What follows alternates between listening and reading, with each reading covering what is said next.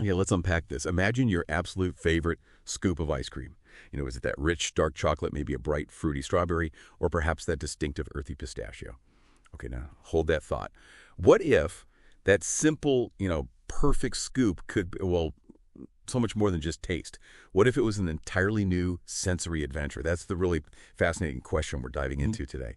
Our subject is this bold new concept called complete ice cream. And it aims to turn frozen dessert into what the source calls a two-phase sensory adventure. Okay, so our mission here is to explore exactly how this works, how it plans to ignite not just taste buds, but your sense of smell too, from the inside out. Turning dessert into an edible performance sounds pretty dramatic. We've been digging into the sources for this deep dive. There's a big proposal, Complete Ice Cream, a two-phase revolution by Dr. Lev Moten, and also a detailed summary of the patent prior art analysis. It's really interesting stuff. It really is. And I think what's crucial to get right away is how we actually perceive food. Yeah. It's fundamental. Humans experience eating through two really powerful chemical senses. You've got taste, right? Gustation. That's your sweet, sour, salty, bitter umami. The basics. But then there's smell, olfaction. And Right.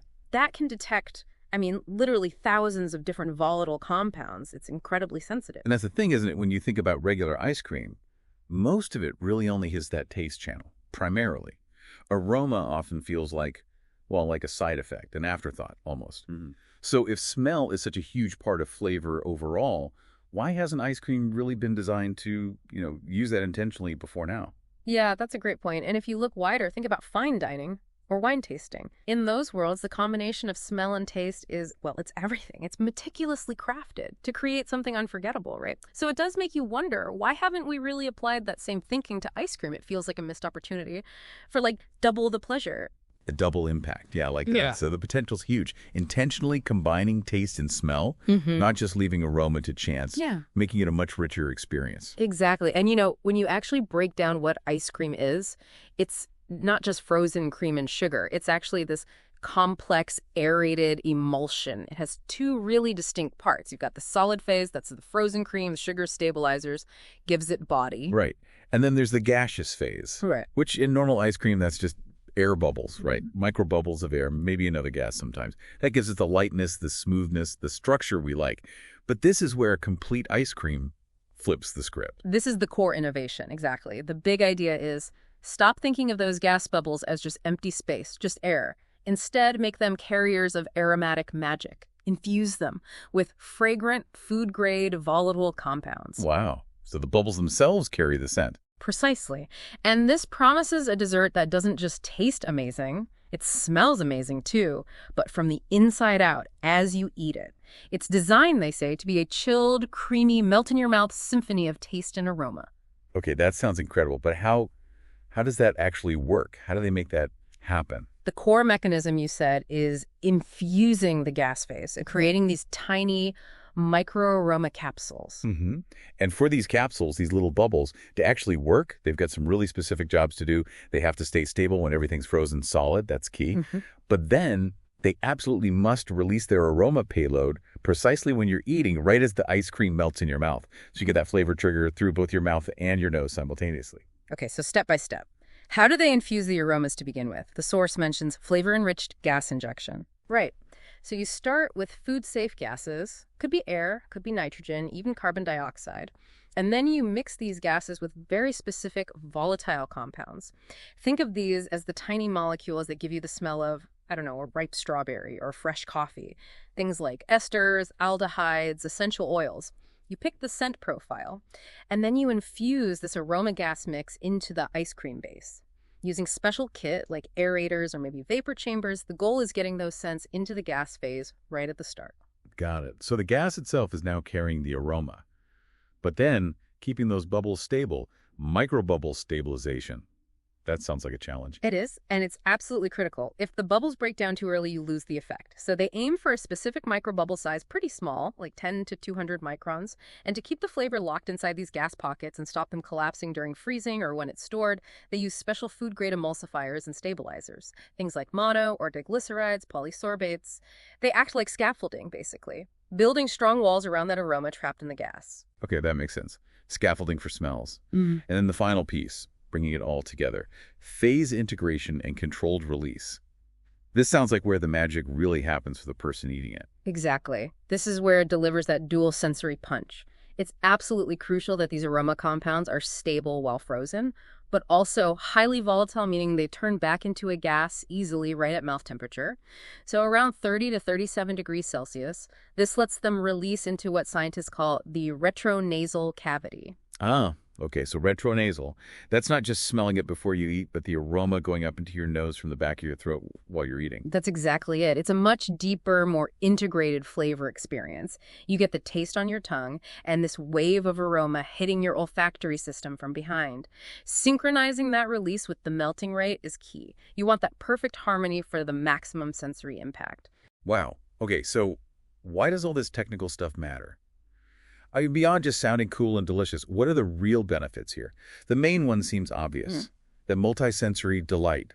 Taste plus smell equals double impact pleasure. Right. But here's something potentially really disruptive. This method, it could let you achieve really intense flavor without needing lots of extra sugar or fat. Think about that. A potentially healthier way to get indulgent flavor. That could be huge for the dessert market. Redefining guilt-free, maybe? That is interesting. Less sugar, less fat, but intense flavor through aroma. And it also mentioned aroma preservation. How does that work? Well, those frozen gas bubbles, stabilized as they are, they act like tiny little vaults. They protect the delicate aroma compounds from degrading over time. So the flavor, or rather the aroma part of the flavor, stays fresher, more potent, right up until you eat it. And thinking bigger picture, this could potentially create a whole new category in the ice cream aisle, couldn't it? Absolutely. You could see premium lines, maybe hyper-personalized ice creams based on preferences. The source even mentions therapeutic ice creams. Imagine using specific aromas for certain effects. It opens up a lot of possibilities. And from a business angle, the sources definitely highlight the potential for new intellectual property. Patents, basically, based on this unique structure and delivery system. So what does that mean practically? Is this a slam dunk for a patent? Well, the analysis suggests it's got a strong case. The core claim is for this method, making a dual sensory frozen dessert, the solid matrix, plus this gaseous phase of microbubbles carrying the aroma.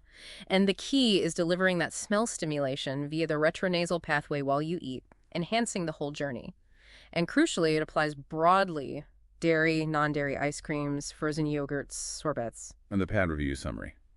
It sounded pretty positive. It said no direct matches were found. That's right. The preliminary assessment found no direct prior art for ice cream incorporating aroma-carrying gas microbubbles specifically, or for frozen aroma delivery mechanisms based on gas infusion during whipping. So it really seems to carve out its own niche. It does. It differentiates itself quite clearly from the closest existing technologies. Most existing stuff focuses on, say, improving texture with bubbles, or maybe encapsulating flavors in the solid part of the ice cream. Nobody seems to be doing this direct, controlled aroma delivery using the gas phase itself. It's a fundamental shift in approach. Okay. So the novelty looks good for the aroma-active volatile infusion and the gas phase, and for that dual phase taste-smell release during melting. Plus, you mentioned potential for personalization, even therapeutic uses. Maybe not patented yet, but future potential. Exactly. So yeah, the analysis concludes there are strong grounds for patentability and definite product differentiation, especially if you're targeting those premium or personalized food markets. It gives you a unique story, a unique mechanism. Okay, this is fascinating. Let's bring it back from the lab and the patent office to the taste buds. The source material actually gives some really cool examples of how this could taste, or rather taste and smell. Yeah, they list some top taste aroma pairings, and they sound quite imaginative. Like, take dark chocolate ice cream. Okay, classic. But infuse the bubbles with orange peel and cinnamon aromas. They call it spiced noir. Ooh, okay. Spiced noir. I like that. What else? How about vanilla bean, but uplifted with lavender and bergamot in the bubbles? For a summer garden vibe? Lavender and bergamot vanilla. Interesting. And there was a wild one. Salted caramel. Yes. Salted caramel, but complemented by, get this, buttered popcorn and coffee aromas. For a movie night experience. Buttered popcorn and coffee with salted caramel. That's bold. I kind of want to try it, though. Me too. Or pistachio, given a Mediterranean dream twist with cardamom and toasted almond aromas. Mhm. And for something lighter, maybe lemon sorbet becoming an alpine citrus with basil, lemongrass, and pine notes infused in the gas. Pine, wow. So these aren't just random pairings. No, definitely not. The source says they're chosen not just because the flavors work together, but also for things like emotional resonance. Mm. And importantly, the aroma compounds have to be stable enough to work within those microbubbles. That's a technical constraint, too. And it loops back to that idea of personalization, Yeah. tailoring it even further. Right. The ultimate vision seems to be customizing combinations based on an individual's specific chemosensory profile. Yeah. Your own unique ice cream, tuned perfectly to your senses of taste and smell. Okay, zooming out then. If you think about it, basic ice cream. It hasn't really changed fundamentally in, what, a century? Maybe more. But this complete ice cream idea feels like a genuine paradigm shift, as the source calls it.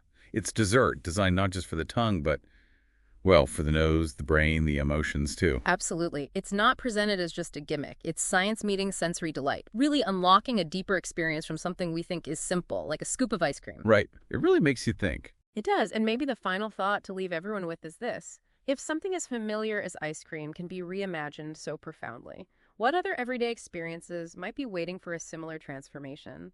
Just by understanding our senses a bit better, how could this kind of thinking impact how we approach food, flavor, maybe even other sensory experiences in the future, beyond just dessert?